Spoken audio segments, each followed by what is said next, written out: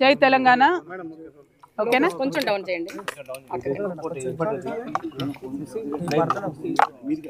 పట్టుకోకొని మహేందర్ ఒకటి రండి, కొన్ని పట్టుకో. పాపం అన్ని కష్టాలు పడతారు. 60 కూడా తీసుకో, అన్ని పట్టేసుకో. లొల్లి పోతుంది మళ్ళీ, ఎవరితో పంచాయతీ లేకుండా మనం. నేను చిన్నగా ఉన్నాను. Thank you. జై తెలంగాణ. అందరికీ నమస్కారం. తెలంగాణ జాగృతి జనంబాట కార్యక్రమంలో భాగంగా ఇవాళ సూర్యాపేట జిల్లాకు రావడం జరిగింది. మరి సూర్యాపేట జిల్లా ముందు నుండి కూడా సాయుధ పోరాటానికి పెట్టింది పేరుగా, విప్లవోద్యమాలకు పెట్టింది పేరుగా, ప్రజలను జాగృతం చేసేటటువంటి జిల్లాగా సూర్యాపేట జిల్లాను మేమందరం కూడా తలుచుకుంటూ ఉంటాం.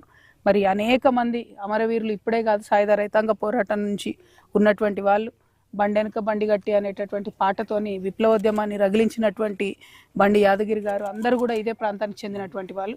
ఆ మహనీయులను అందరినీ తలుచుకుంటూ మరి సూర్యాపేట జిల్లాలో జరగాల్సినటువంటి అభివృద్ధి ఎక్కడ ఆగింది, ఎలా ముందుకెళ్ళొచ్చు, దాంట్లో మాలాంటి సంస్థలు, మాలాంటి వ్యక్తులు ఎటువంటి పాత్ర పోషించవచ్చు అనేటటువంటి అంశం మీద ఈ జిల్లా పర్యటన చేస్తూ ఉన్నాం. జాగృతి జనంబాట కార్యక్రమంలో ప్రధానంగా నీటి వనరులు, స్కూళ్ళు, అదేవిధంగా హాస్పిటల్స్ మీద మేజర్గా ఫోకస్ పెట్టడం జరిగింది. ఇవాళ సూర్యాపేట జిల్లాకి ఎంటర్ అవ్వగానే మరి అరవపల్లి మండలం నుంచి ఎంటర్ అయినాం. అక్కడ కేజీబీవి స్కూల్ చూసినాం.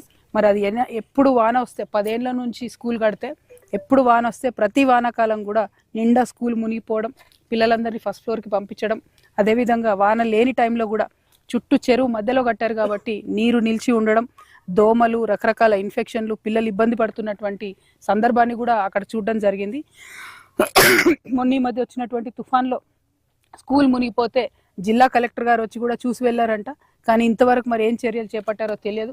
నేను కూడా పర్సనల్గా జిల్లా కలెక్టర్ గారు కూడా మాట్లాడతాను, ఏం చర్యలు చేపట్టారో ఏందన్న విషయాన్ని కూడా పరిశీలన చేయడం జరుగుతుంది. అదేవిధంగా ఆ తర్వాత రుద్రమ చెరువుకు వచ్చినాం. మధ్యలో ఎస్ఆర్ఎస్పి కాలువలు పరిశీలన చేసుకుంటూ వచ్చినాం. తెలంగాణలో ఉన్న ప్రతి ఒక్క కాలువ కూడా లైనింగ్ లేకుండా కంప చెట్లు పెరిగి చాలా భయంకరమైన పరిస్థితుల్లో ఉన్నాయి. మరి O&M అని ఒక సపరేట్ డిపార్ట్మెంటే ఉంటుంది ఇరిగేషన్లో, కానీ ఆపరేషన్ అండ్ మెయింటెనెన్స్ అనే ఆ డిపార్ట్మెంట్కి నిధులు ఎన్నడూ 10 ఏళ్ళు బీఆర్ఎస్లో అయినా 2 ఏళ్ళు కాంగ్రెస్లో అయినా ఎన్నడూ నిధులు ఇవ్వలేదు. కాబట్టి ఏ ఒక్క కాలువ కూడా సరిగ్గా ఉన్నటువంటి పరిస్థితి లేదు.